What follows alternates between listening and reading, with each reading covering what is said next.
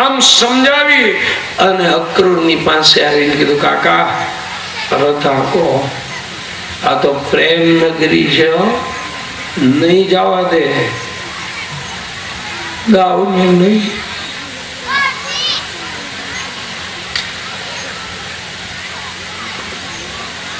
કૃષ્ણ ભગવાન રથમાં ચડ્યા.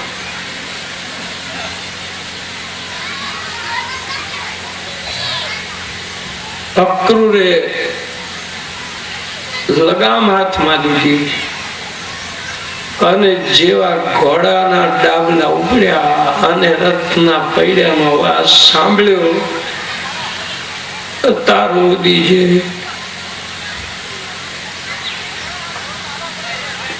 લજ્જાના બંધ હતા ને તૂટી ગયા. વિસરો જલજા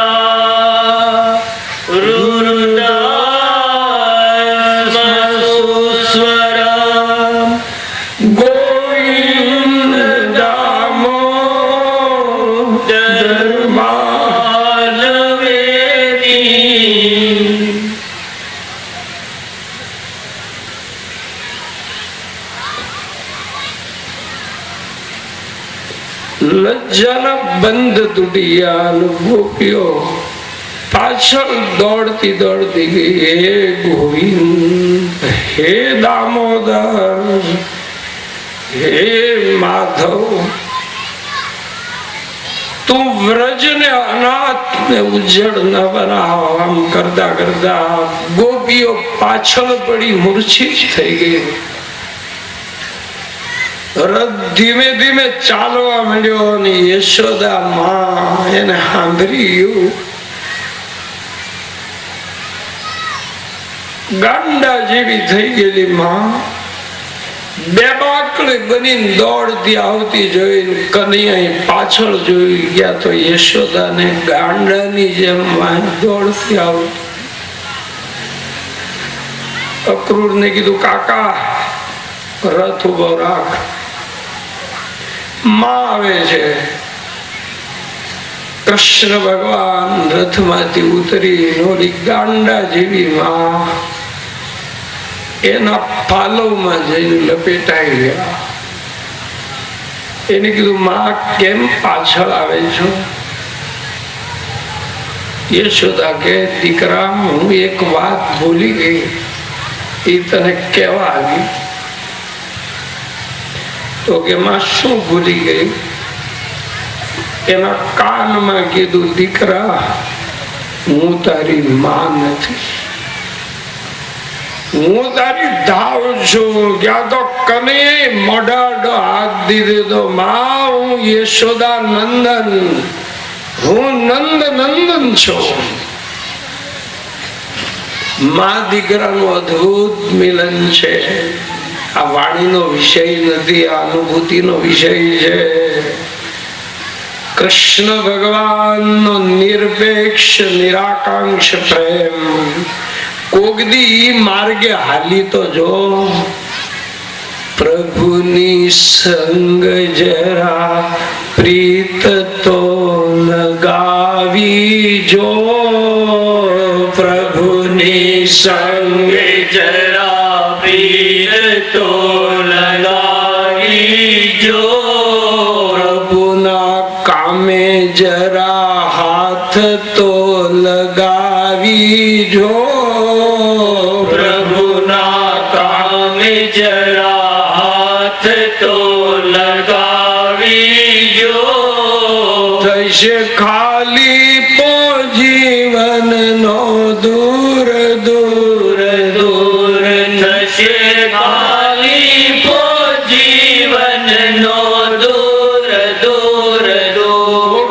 મહાપુરુષ ને રસ્તે ગોકને નિસ્વાર્થ વગરનો પ્રેમ તો ખા.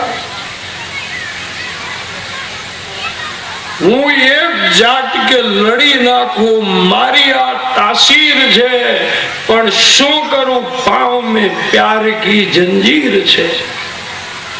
આ દુનિયાના લૂંટનાર સિકંદર ને કહી દો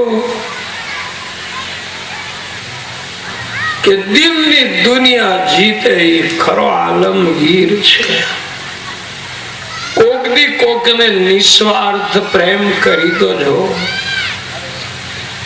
ઘરનું ટિકિટ ટિફિન અને ટાઈમ લઈને અજાણ્યામાં બેઠેલો ભગવાન એને મળી તો જો, તો કૃષ્ણ સમજાશે.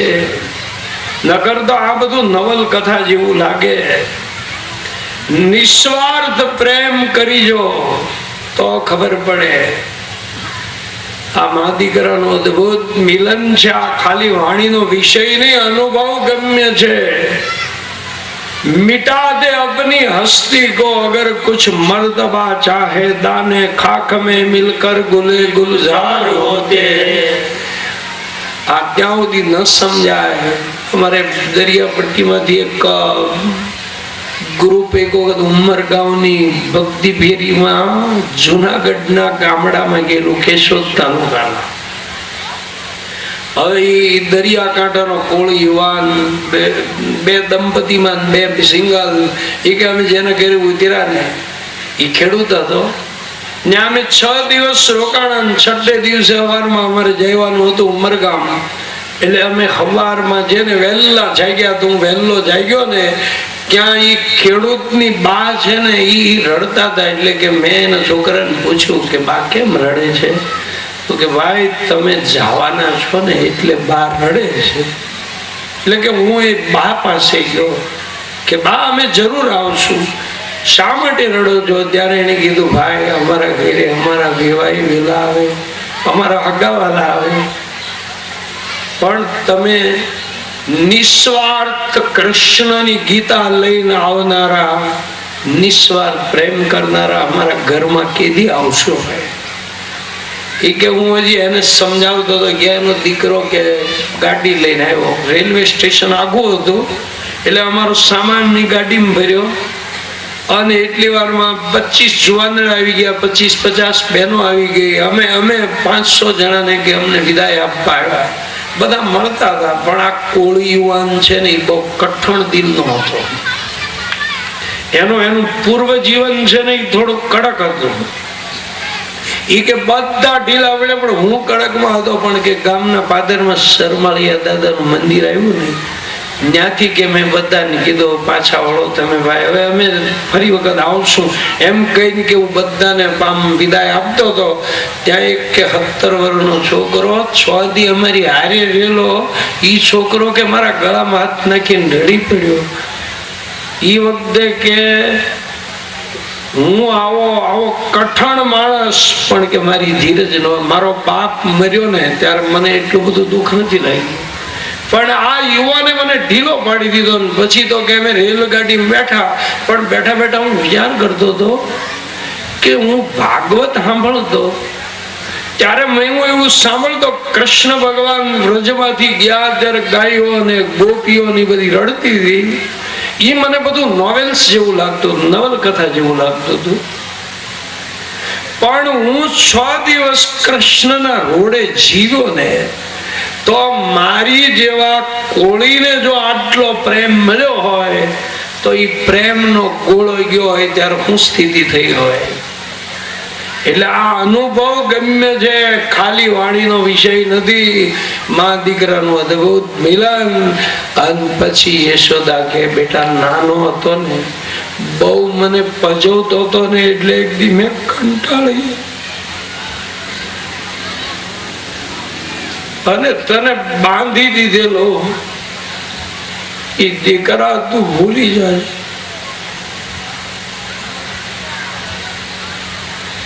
કૃષ્ણ ભગવાન કે માં હું બધું ભૂલી જાઉં, પણ તારા પ્રેમનું બંધન ભૂલી ન શકું. તારા પ્રેમને ઓળખવાની, તારા પ્રેમને ઓળખવાની મને શક્તિ દે ભગવાન, મને શક્તિ દે ભગવાન. તને ભાવથી ભીંજાવું તને ભાવેથી હું ભીંજાવું. આ મા દીકરાનું અદભુત મિલન. કૃષ્ણ ભગવાનને આશીર્વાદ દીધો, જા દીકરા જા જા, સદા સર્વદા સુખી રહો. તત્સુખે સુખિત્વમ એતદ પ્રેમ લક્ષણમ. પ્રેમનો વેપાર છે એવો થોડું લઈને જાજુ દેવાનો. તમે નો કોઈ ના તો અહીં તમારું કોણ છે? એક બાજીના બે રમનારા, એક જીતે તો બીજો હારે એમ. લેકિન પ્રેમની બાજી છે અનોખી, એમાં બેવ હારે કામ બેવ જીતે. અને કૃષ્ણ ભગવાનનો રથ ધીમે ધીમે યમુનાને કાંઠે આવ્યો. ગાયો રસ્તામાં આડી ઉભી રહી ગઈ અને પેલો અક્રૂર ઉતરીને યમુનામાં સ્નાન કરવા ગયા અને ડૂબકી મારે ત્યાં પાણીમાં એને કૃષ્ણ દેખાડા. એમ થયું કે બેઠા રથમાં પાણીમાં, વળી પાછા આમ માથું બહાર કાઢીને કે રથમાં બેઠેલા જોયા. પછી આદિ નારાયણ ની સ્તુતિ કરીને હવે રથ લઈને કૃષ્ણ ભગવાન ને અક્રૂર લઈને સીધા મથુરામાં આવ્યા. અને એ વખતે બગીચા પાસે રથ ઉભો રાખીને કે હું મારા બંગલે લઈ લઉં. કૃષ્ણ ભગવાન કે ના ના, આ બગીચામાં અમને ઉતારી દો, અમારે મથુરામાં બંગલામાં આવવું નથી. મારા માવતર જ્યાં સુધી જેલમાં હોય ને ત્યાં સુધી એનો છોકરો કોઈ દિવસ આ જેલમાં હોય ત્યાં સુધી મેલનું સુખ ન ભોગવી શકે. એટલે અમે અહીં બગીચામાં રહીએ. અને જ્યાં સુધી મથુરામાં કંસ જીવતો હોય ને ત્યાં સુધી કૃષ્ણ નહીં. જહાં કામ તહાં રામ નહીં, અને જહાં રામ તહાં કામ નહીં. તુલસી દોનો નવ રહે રવિ રજની ભાવ. અને થોડુંક રાજકારણ હતું, બંગલામાં ઘૂસી જાવ ને તો ગામનું રાજકીય વાતાવરણ કેવું એ મને ખબર ન પડે. એટલે અહીંયા બગીચામાં રોજ હજારો માણસોની અવર જવર હોય. અને નંદબામાં આમ થાય ખંડણી ભરવા આવતા ને ત્યારે બગીચામાં ઉતરતા. એટલે ત્યાં બધાને ઉતારી અને તરત જ ઓલો અક્રૂર રથ લઈને સીધો ગયો કંસ મહારાજના મેલે અને કીધું તેડી આવ્યો છો? બગીચાની અંદર ઉતર્યા છે. અને અહીં બરોબર 11 વાગ્યા એટલે નંદ બાબા કે બેટા હવે બધા કે જેટલા છે ને બધા ટિફિન લાવ્યો, ટિફિન ખોલીને ખાવાનું શરૂ કરો. બધા પોતપોતાની શીંકીઓ ખોલી અને જમવા બેઠા. પણ આજ કૃષ્ણ ભગવાન વાલી ગાયોને છોડીને આવ્યા છે. બધા જમે, કૃષ્ણના હાથમાં કોળિયો રહી ગયો. નંદ બાબા કે બેટા કેમ જમતો નથી? તો કે બાબા મારી માં જમી નથી. અને પ્રેમ તો અન્ય છે, તમે આપો એવો દુનિયામાંથી મળે. યશોદા જમી નથી શક્યા, મારી માં ભૂખી ને હું કેવી રીતે હાથમાં કોળ્યો. ભક્તિ એવી કરો ને ભગવાન આપણને યાદ કરે. આજ છે ને ભગવાનને તમારા વિના ચેન ન પડે. એ જેના નદી. અને પછી બપોરે 2 થયા ને ત્યારે કનૈયો કે બાબા હવે અમે કે મથુરા જોવા જઈએ? તો કે આ તો બેટા શહેર છે, એમ ન જવાય, હું હારે આવું. તો કે ના બાબા અમે એકલા જઈએ. તો કે જો ભાઈ રોડે હાલવાનું, કોઈની આજે ઝઘડો નહીં કરવાનો, ખરીદવાનું નહીં. કનૈયો કે ન ખરીદીએ, પણ કદાચ કોક ખામાં બાંધવા આવે પછી હું કરું? તો નંદ બાબા કે બેટા હું હારી આવું. તો કે નહીં, અમે જઈ આમ કઈ બધા મિત્રોને ઈશારો કર્યો અને દાવને લઈને સીધા 11 વર્ષે મામાના ગામમાં હવે પગ મૂકે છે. અને મહાદ્વાર આગળ પગ મૂક્યો અને ગોવાળિયા બોલે છે, બોલીએ કૃષ્ણ કનૈયા લાલ કી જય. હર ગિરધારી ગોપાલ લાલ જય કનૈયા. કનૈયા